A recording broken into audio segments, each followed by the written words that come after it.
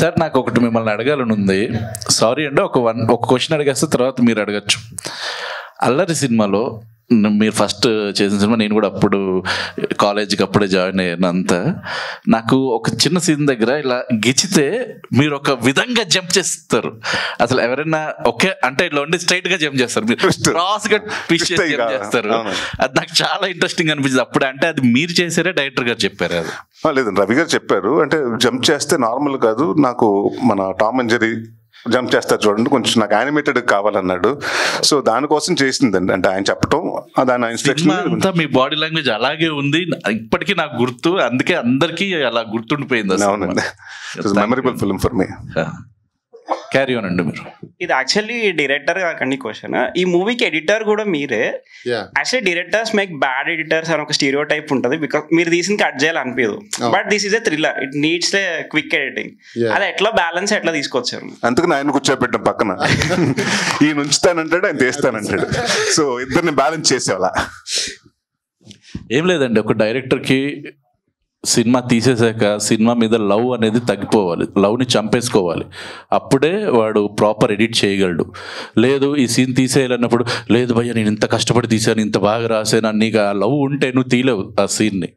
So ఒక్కసారి cinema shoot అయిపోయిన తర్వాత ఎడిట్ టేబుల్ మీద నువ్వు సినిమాని లవ్ చేయకూడదు. అదొక తమ్ముడు. ఎవరైనా డైరెక్టర్స్ ఉంటే గుర్తుపెట్టుకోండి. నరేష్ గారు, 2012-13లో మీ 2 ఫిల్మ్స్ వచ్చాయి, అందులో 2 సాంగ్స్ చాలా వైరల్ అయ్యాయి. అది ఒక ఇప్పుడున్న ట్రెండింగ్ మ్యూజిక్ డైరెక్టర్కి అదొక ఇంట్రడక్షన్. ఇప్పుడు ఆయన జర్నీ చూస్తుండి ఈ సినిమాకి ఆయన మ్యూజిక్కి ఎలా ప్లస్ అవుతుంది? నాకు అది మీరు చెప్పినట్టండి, అప్పుడు ఎవరో ఒక అతను పరిచయం చేశారు నాకు, ఆ సినిమా డైరెక్టర్ తీసుకొచ్చి ఈయన ట్రై చేద్దాం అన్నాను. అంటే మనకు జనరల్గా ఉంటుంది కదా, చిన్న భయం ఉంటుంది. ఎందుకంటే ఇక్కడ 2 హీరోలు, శర్వా నేను ఉన్నాం, అండ్ కొంచెం ఎస్టాబ్లిష్, ఎందుకంటే డైరెక్టర్ కొత్త అతను. సో టీం అంతా కొత్త వాళ్ళు కాబట్టి మళ్ళీ కొత్త వాళ్ళు అయితే ప్రాబ్లం అవుతుంది, ఎస్టాబ్లిష్ వాళ్ళ దగ్గరికి వెళ్తా ఉంటే. లేదండి, అండ్ డెమో సాంగ్స్ అని ఒక 4 సాంగ్స్ తీసుకొచ్చి 2 సాంగ్స్ వినిపించారు. దాంట్లో సర్ బ్లాక్బెర్రీ సాంగ్ అది వినగానే నచ్చింది అందరికి, నాకు, శర్వాకి, మా డైరెక్టర్ నారాయణ గారికి అందరికి నచ్చింది. సో అప్పటి వరకు మేము ఒక సాంగ్ ఇద్దాం అనుకున్నాం. దాని తర్వాత ఓకే సాంగ్ బాగుంది అనేటప్పటికి 4 సాంగ్స్, ఆ సినిమాలో 5 సాంగ్స్ అంటే 5 సాంగ్స్ అతనే చేయడం జరిగింది. దాని తర్వాత నా నెక్స్ట్ సినిమా మళ్ళీ కెవుకేక సినిమాలో కూడా మళ్ళీ ఆయనకు పెడతాం జరిగింది. సో దాని తర్వాత అంటే మనం సపోర్ట్ చేస్తాం. ఒక్కొక్కసారి ఏమవుతుందంటే ఒక టీం ఉంటారండి, అసెంబ్లీ అవుతారు. ఇప్పుడు ఉదాహరణకి అనిల్ గారు ఉన్నారు, ఆయన వచ్చి రమేష్ రెడ్డి గారు మా డిఓపి గారు ఉన్నారు, పొలిమేర 1, 2. ఇప్పుడు ఇది ఎందుకంటే వాళ్ళకు ఒక సింక్ ఉంది.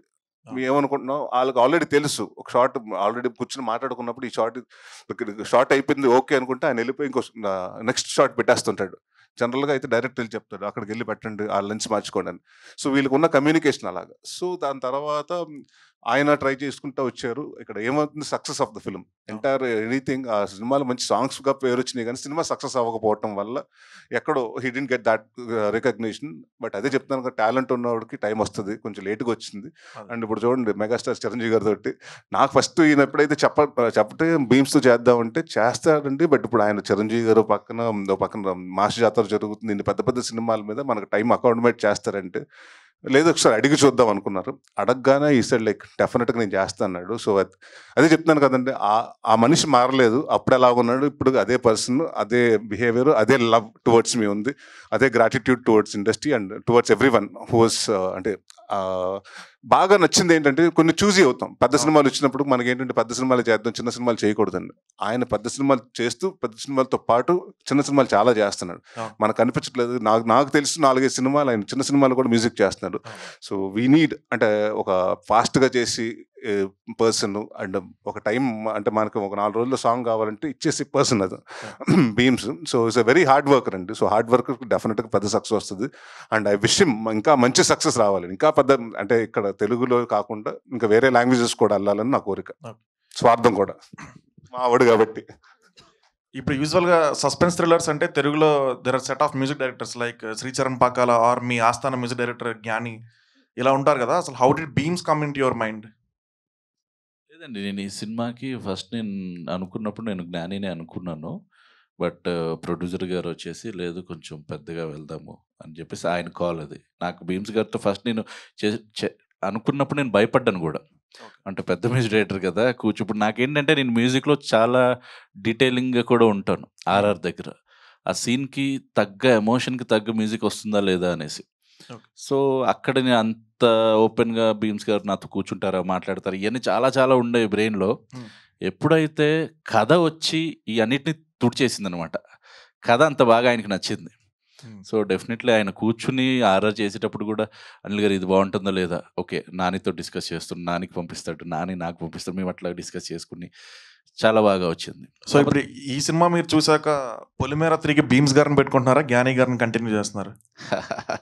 అది త్వరలో అనౌన్స్ చేస్తామండి. కాకపోతే ఒక చిన్న చిన్న చేంజెస్ అయితే జరుగుతున్నాయి. Okay, thank you. నరేష్ గారు, మీరు ఒక టైంలో సిరీస్ ఆఫ్ కామెడీ ఫిల్మ్స్ చేస్తున్నప్పుడు అందరూ అడిగిన క్వశ్చన్ ఏంటంటే వేరే జానర్ ట్రై చేయరా అని అడిగారు. ఇప్పుడు అన్ని సీరియస్ ఫిల్మ్స్, సీరియస్ డ్రామాస్ చేస్తున్నప్పుడు మీరు మళ్ళీ కామెడీ సినిమాలు ఇప్పుడు చేయరని అడుగుతున్నారు. అసలు ఈ క్వశ్చన్లు సజెషన్లు పక్కన పెట్టేస్తే మీకే సినిమా చేయాలనిపిస్తుంది? అది మేము ఇంతవరకు ఎప్పుడు తెలుసుకోలేదు. నాకు అన్ని సినిమాలు చేయాలని ఉందండి. కామెడీ సినిమాలు బ్యాలెన్స్ చేస్తూ సీరియస్ సినిమాలు కూడా చేస్తాను. అంటే వరుసగా ఇప్పుడు వాళ్ళనేది ప్రాబ్లం అదేనండి. ఇదివరకు చేస్తే అతివృష్టి అనావృష్టి నా దగ్గర. ఇప్పుడు చేస్తే ఒకసారి కామెడీ చేసేవాడిని, లేకపోతే ఒకసారి సీరియస్ సినిమాలు చేస్తాను. సో నా హౌ టు బ్యాలెన్స్ ఇప్పుడు అర్థమైంది. సో అంటే నాకేం లేదు, నాంది తర్వాత నాకు ఓన్లీ నన్ను చూసి కామెడీ కథలే రాస్తున్నారు రైటర్స్, డైరెక్టర్స్. కొంచెం కొత్త కథలతో రావాలని, కొంచెం డిఫరెంట్గా ప్రూవ్ చేసుకుందామని నాందితోటి నేను స్టార్ట్ చేశాను. ఇంకా అక్కడి నుంచి నాకు ఇప్పుడు ఏంటి కామెడీ కథల కంటే ఎక్కువ కంటెంట్ కథలు వస్తున్నాయి. సో డెఫినెట్గా అలా కామెడీ ఒక సినిమా సీరియస్ అలాగా రెండు, అంటే సినిమాకి డిఫరెన్స్ చూపిస్తూనే ఉంటాను. సో అలా బ్యాలెన్స్ బోత్ థింగ్స్ అండి. Comedy is my strength, what ever today I am. అంటే ఇంతమందికి నచ్చారు, నా చిన్నప్పటి నుంచి చూశాను, అది ఇదని చెప్తున్నారు షెడ్యూల్ వేసుకున్నప్పటి నుంచి. So it's all about comedy కాబట్టి, కితకథలు కానీ all the films you been talking కాబట్టి కామెడీ ఆ ఇంపాక్ట్ ఉండిపోతుంది. And comedy is one thing. ఏంటంటే మనకి ఇప్పుడు సస్పెన్స్ థ్రిల్లర్ అనుకోండి, ఒకసారి 2 సార్లు చూస్తాం. కామెడీ ఇస్ వన్ థింగ్, మనకి ఎన్నిసార్లు అయినా రిపీట్లో కూడా చూస్తూ ఉంటాం. ఇప్పుడు వెంకీ సినిమా మొన్న ఎప్పుడు వస్తుంటే నేను అలా చూస్తూ కూర్చున్నాను, మొత్తం అయిపోయింది, సినిమా అయిపోయింది. సో కొన్ని సినిమాస్ ఉంటాయి అంటే విత్ థింక్ ఒక 5 నిమిషాలు చూసి వెళ్ళిపోదాం అనుకుంటాం, బట్ అలా కంటిన్యూ చేసేస్తుంటాం. సో డెఫినెట్గా I both balance comedy and my other performance oriented films to.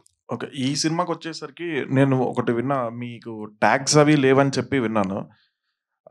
మీ పేరులో అల్లరి కూడా ఈ సినిమాకి తీసేశారని విన్నా. సీరియస్ సినిమాలకి ఎప్పుడు లేవండి. అదే నేను పెట్టొద్దని. ఇప్పుడు కనకమాటలు గారు నాంది చేస్తున్నప్పుడు వద్దన్నాడు. సార్ అల్లరిని పెడుతుంటే కామెడీ ఎక్స్పెక్ట్ చేస్తారు, నేను అసలు అల్లరి తీసేస్తాను.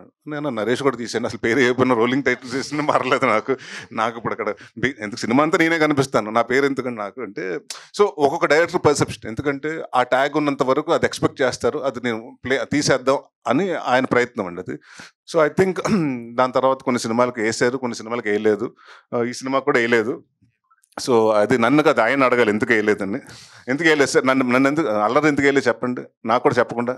అంటే ఈ సినిమా నుంచి ఇంకొక పేరు అందరి నరేషన్ నిన్న మాట్లాడినట్టు అది వస్తుందని ఎక్స్పెక్ట్ చేస్తాను. అబ్బో వేసాడుగా, గట్టి బిస్కెట్ వేసాడుగా. థ్యాంక్ యూ అండి. నరేష్ అన్న, లైక్ మీరు 25 మెంబర్స్ కొత్త డైరెక్టర్స్ ని ఇంట్రడ్యూస్ చేశారని చెప్పారు. 35 సార్. సో నాకు ఒకటి లెక్క నాకు కూడా తెలియదు.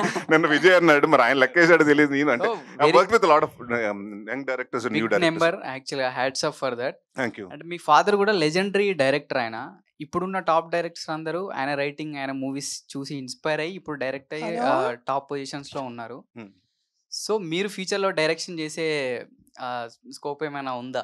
అంటే మీ ఫాదర్ లెజెండరీ డైరెక్టర్ కదా. సో అంటే నేను అంటే ఇప్పుడు కొన్ని ఉన్నాయి. నాకు ఒకే ఒక సినిమా చేస్తాను అంటే, నాకు అంటే డెఫినెట్గా డైరెక్షన్ చేయాలని ఉంది. ఒకటి చేస్తే ఇంపాక్ట్ డీడీఎల్జేలా కొట్టేయాలి, ఒక సినిమా చేయాలి అంతే, కొడితే అలా ఉండిపోవాలి.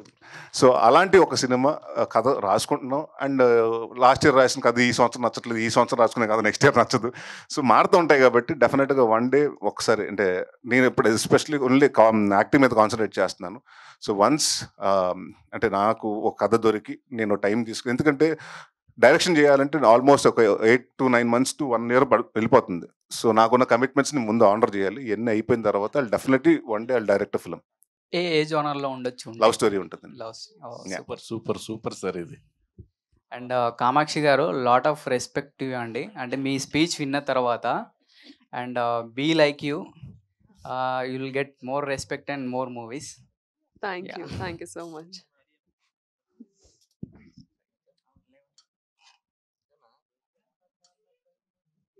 ఎందుకు అందరు కలిసి బలి పశువులు లేపినట్టు చెప్పానా లేకపోతే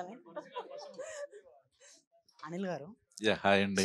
నిన్న ఈవెంట్లో కామాక్షి గారిని అడిగితే నాకే అనిల్ విశ్వనాథ్ గారు, నాకు రాజమౌళి ఆయనే నాకు రాజమౌళి అయినా సుకుమార్ అయినా ఇంకెవరైనా గొప్ప గొప్ప పేర్లు ఏమున్నా సరే అది అనిల్ విశ్వనాథ్ గారే అని చెప్పాను. అదే అనిల్ విశ్వనాథ్ గారిని అడుగుతున్నందుకే నెక్స్ట్ సినిమాలో కూడా కామాక్షి గారిని క్యాష్ చేసుకుంటున్నారు చెప్పినందుకండి.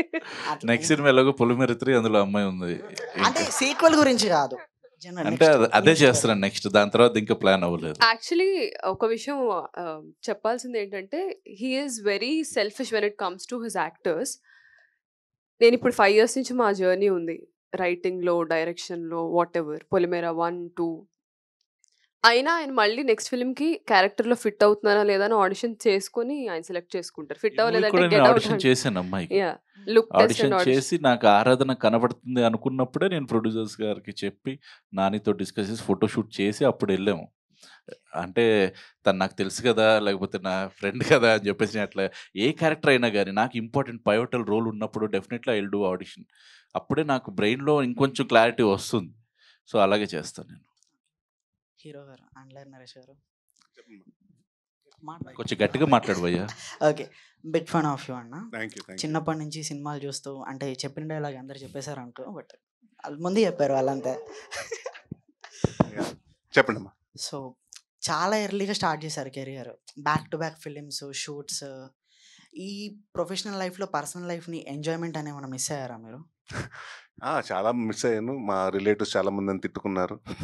అంటే ఉంటాయి కదండి, అంటే బ్యాక్ టు బ్యాక్ ఫిల్మ్ చేస్తున్నప్పుడు ఆల్మోస్ట్ నేను ఇయర్లీ 365 daysలో అట్లీస్ట్ 320 days షూట్ చేస్తూ ఉండేవాడిని. సో ఓన్లీ సండేస్ లేకపోతే ఎలాంటి ఏదైనా నేషనల్ హాలిడేస్ ఉన్నప్పుడు మాకు గ్యాప్ ఇచ్చేవారు. సాటర్డే లేవు, సండే లేవు, డే అండ్ నైట్లు చేస్తూ ఉండేవాళ్ళం. సో అంటే you ten to miss a lot of things. అంటే మన ఫ్రెండ్స్ అటెన్షన్, అంటే వాళ్ళ బర్త్డేస్కి వెళ్ళకపోతే, లేకపోతే వాళ్ళ ఇంపార్టెంట్ అకేషన్స్, మ్యారేజెస్కి వెళ్ళకపోతే, అలాంటివి ఉంటాయి కదా డెఫినెట్గా. అండ్ అందరికంటే ఎక్కువ అలిగేది మన చుట్టాలు కాబట్టి, ఒరే నువ్వు మా మనోడు పెళ్ళికి రాలేదు కాబట్టి నేను నీ పెళ్ళికి రావరా అని అన్నారు. బట్ యా, డెఫినెట్గా అలాంటి I missed spending time with my family and especially when my father was not well. ఆ పాయింట్ ఆఫ్ టైంలో కూడా I was doing 3 or 4 films అనమాట. So I couldn't spend much time. That's ఆ regret ఎప్పుడు ఉంటుంది జీవితంలో. What's your best experience with EVV గారు? అంటే మీ ఫాదర్ దగ్గర నుంచి మీరు ఏం నేర్చుకున్నారో తెలుసుకోవచ్చా? లైక్ పన్నగా చెప్పమంటారా? పర్లేదా? మీకు నచ్చినట్టు చెప్పండి, పర్లేదు. అంటే జనరల్గా మీరు ఒక అమ్మాయిని ముద్దు పెడితే మీ ఇంట్లో ఏమంటారు? నాకు కొడతారు కదా మీ ఫాదర్ కానీ మదర్ కానీ. నాకేంటంటే మా ఫాదర్ వచ్చి, ఇదిగో లెఫ్ట్ చీక్లో ముద్దు పెట్టుకో, రైట్ చీక్లో ముద్దు పెట్టుకో, స్లోగా ఫస్ట్ నైట్ సీన్లు చేసేవారు. అది మా ఇంట్లో ఆయన బెడ్రూమ్లో. సో కితకితల సినిమాలో గీతా సింగ్ తోట ఫస్ట్ నైట్ అంటే నేను అనుకున్నాను అలా వెనక్కి తిరిగి. అంటే అప్పటి వరకు ఆయనకి ఏంటో తెలియదు, ఫ్యాసినేషన్. ప్రతి సినిమాలో నాకు పెళ్లి చేసేవారు. అండ్ హనీమూన్, అదే దాని ఏమంటారు, ఫస్ట్ నైట్ సీక్వెన్స్ ఒకటి ఉండేది. సో అందరు వచ్చి ఎలా చూస్తున్నారంటే, అక్కడ నేనున్నాను, ఇక్కడ మా నాన్నగారు ఉన్నారు. టెన్నిస్ మ్యాచ్లో ఇటు ఇటు చూస్తున్నారు అందరూ. అంటే మధ్యన ఉన్న టెక్నీషియన్స్ వీడు ఎలా రియాక్ట్ అవుతాడు, దీనికి ఈయన ఏం చేస్తాడని. మనకేంటి ఇప్పుడు 1 more చేస్తే వాంటెడ్గా చేస్తాం అనుకుంటాడు ఆయన అని మనకు టెన్షన్. యూనిట్లో ఫస్ట్ టైక్లో అయిపోవాలండి. దాని తర్వాత it was like first day చాలా టెన్షన్గా ఉంది. ఇంకా అంటే మార్నింగ్ 7కి స్టార్ట్ చేసాం. ఎక్కడో తెలియకుండా ఫాదర్ కాబట్టి ఎంత చెప్పినా చిన్న కంఫర్ట్ రావట్లేదు. దాని తర్వాత ఒక అర్థమైపోయి నేనే మధ్యాహ్నం ఏం చేసాను, ఒక 11 o'clock ఆ టైంకి వచ్చి మైక్ తీసుకునేలాగే నన్ను ప్రపంచంలో నా అంత దృష్టితో ఎవడు ఉండడు, కొడుకుని ఈ చెంప మీద ముద్దు పెట్టు, ఈ చెంప మీద ముద్దు పెట్టుకుని చెప్పి ఫాదర్ నాకు మీద దొరకట అదృష్టం ఉంటే అందరూ నవ్వేశారు.